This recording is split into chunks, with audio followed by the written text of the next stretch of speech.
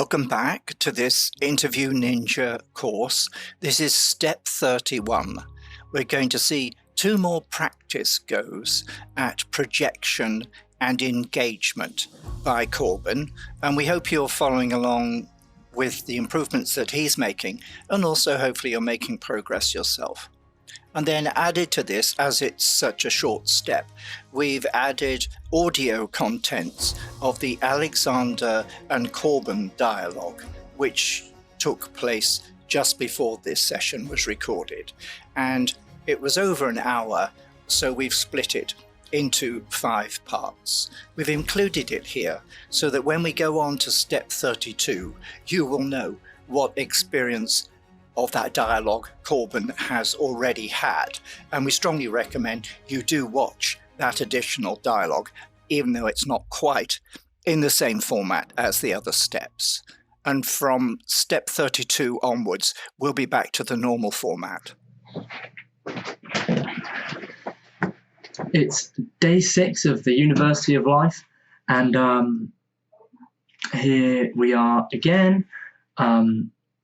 It's been a pretty interesting week in terms of what I know and what I've had to use. I've had loads of interviews, Marks and Spencer's, at the pantomime, another one at Marks and Spencer's. I've had 3, that's it. But in each one, I really have noticed that I've changed the way that I talk to them. I've changed the way that I sit. I don't fiddle. I don't hold paper up in my face like I did in all the other intros, apart from this one. The battle we are fighting here is to make Corben and you positive thinkers. And that means retraining the childlike subconscious mind with new ways of seeing the world and especially opportunity. So when Corben says, apart from this one, we're hearing his old subconscious scripting telling his conscious mind to go more carefully. It's not shutting him down, it's just saying, be more careful, which is a very good sign. His subconscious has had some real-world opportunities to consider the changes to Corben's behaviour, as discussed in these tapes so far. It's agreed to try a few more alterations to his long-established life script, but will only do so as a step-by-step process, making checks along the way. We can see in the next few seconds that this inner dialogue between his old and new subconscious will freeze him as it feels rushed and it wants just a few more minutes to revisit what it can do to become more of a positive thinker. I am noticing a significant change, but still, I'm not quite. Obviously, I'm not Graham or Alex level. You can see that they know what they're talking about, and I wasn't confident. I'm gonna start again, but I'll save it anyway. It's great that Corben's conscious and subconscious have jointly decided to try again. What is happening is Corben's subconscious is buying in on the behaviour change process. It wants him to try a few of the things that it has heard me suggest. If they work, they will be stored in his learned behaviour options memory for situations where there is a match between the new learned behavior and real world situations. It's a if this happens, then do this memory file. And when you have the right memory responses, there is a lightning fast reaction to new situations. You have become empowered to handle that situation.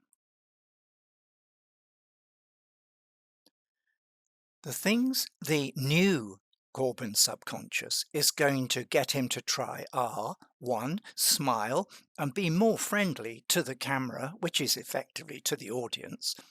Make the sound of your voice more personal. Move your head and use more gestures. Turn the update into more of a story. People like stories. Change the word panto. It's only used by Brits as a Christmas type performance thing. Use positive self-talk. So if you do say something that lacks confidence, then follow it quickly with something like, I'm getting there. And finally, number 7, finish with a strong and controlled close. This kind of learning is fun, and we strongly recommend you have a go yourself. Use that checklist and look back at some of your own video recordings and see what you think and how you can improve. Warming up. Take 2.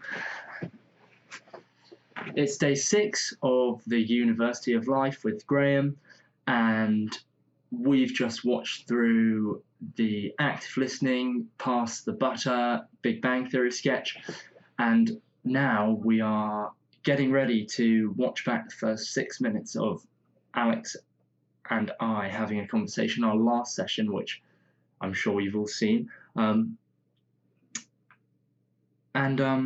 Yeah, Graham wants me to talk about how I've used my knowledge, what I've learnt from him so far.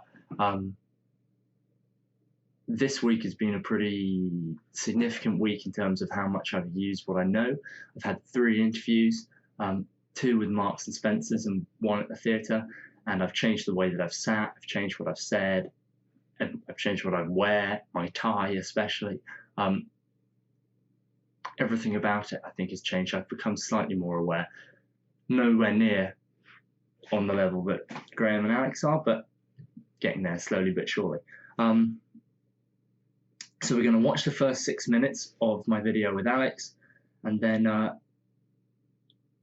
we shall discuss, as I'm sure I'll have lots of pointers. Graham, I'm ready when you are. I thought there was a real improvement between take 1 and take 2, and the break was only, well, a maximum of 2 minutes, which just shows you how fast your subconscious can learn when it wants to. So let's move on now to a brief description of what's in the Alexander and Corben dialogues in the 5 different parts, so that you have an idea of what's coming up. During the coaching process, Corben had some additional dialogues with Alexander, who works in Silicon Valley in the US and was visiting. And we thought you might be interested to see interviews from the point of view of someone who does a lot of them to recruit staff into very highly paid positions. It does tend to be one-on-one interviewing rather than you being interviewed by a group of people. And the typical process in the States is you will meet maybe up to half a dozen individuals who work for that organization, and between them they decide if they're going to make you a job offer. Interview Ninja.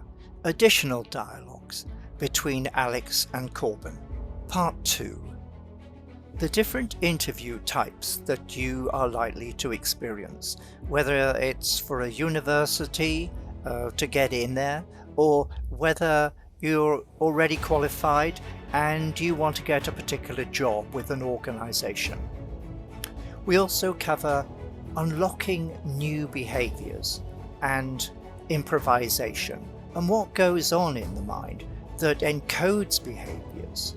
And finally, being an interviewee is a skill in itself, and how you can analyze the interviewer or the interviewers in a panel situation, where there could be 2, 3, or even more interviewers talking to you at the same time.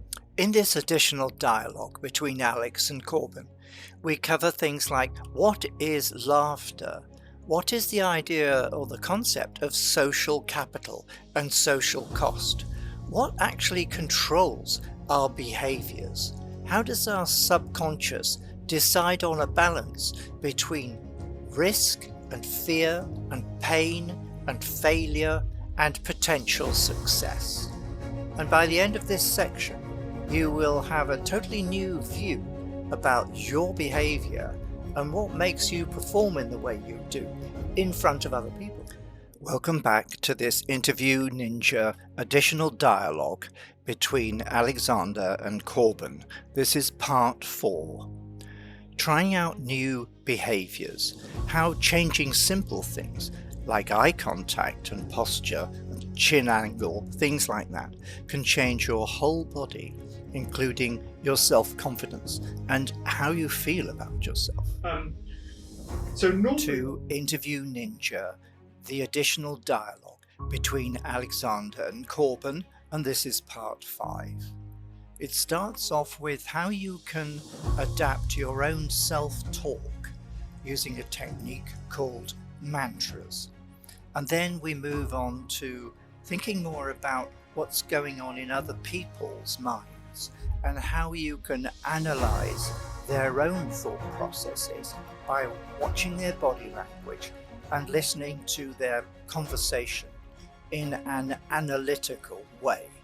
And during this session, Alexander covers several things to look out for that'll give you cues about how other people feel about themselves, about their own status and their own self-esteem.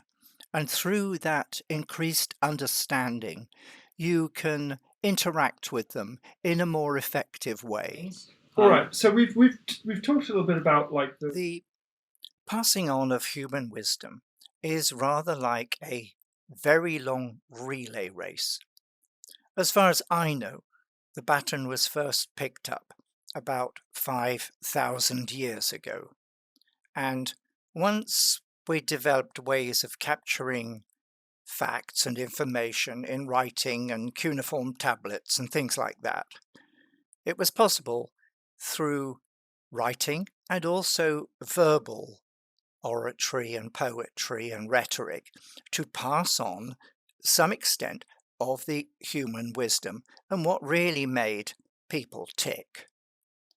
The best known, and even that means hardly known at all, was a chap called Thor Hermes Trismegistus, and I think we can probably date him at about 3000 BC. And then there were the Egyptian gods and the Greek gods and the various other Roman gods and so on. And they were attributed with having a certain degree of wisdom, and there were gods of wisdom. And then when Alexandria was set up and there was a huge library in Egypt, not far from Cairo in Alexandria, a lot of the collected writings were all captured. And not surprisingly, they were all burned as well later on by so-called barbarians. So we live now in an age where there's still quite a lot of barbarians around. People deny you real knowledge. And so anyone who comes forward with new theories about how humans interact with each other and these various intelligences is up against it. You can see it in the academic establishment. They don't teach emotional intelligence and social intelligence, and they don't really teach much of a practical nature. It's all got buried down in this academic stuff. So the whole purpose of this Institute of Practical Learning is to try and rejuvenate and pick up that baton again so that mankind can move forward towards its destiny, whatever that may be. And I hope you're engaging with these Institute of Practical Learning.org courses, because this is your opportunity. And through your own research and your own vigor, you will be able to unearth at least some of the teachings of people like Aldebaran of Bath and Cicero and Plato and Socrates. These people are there. You probably don't know anything about them, but they are there. There is a massive amount of wisdom that has been captured, and you can pick up that baton now and carry it forward to the next generation. And all I can say is party on. It's well worth doing.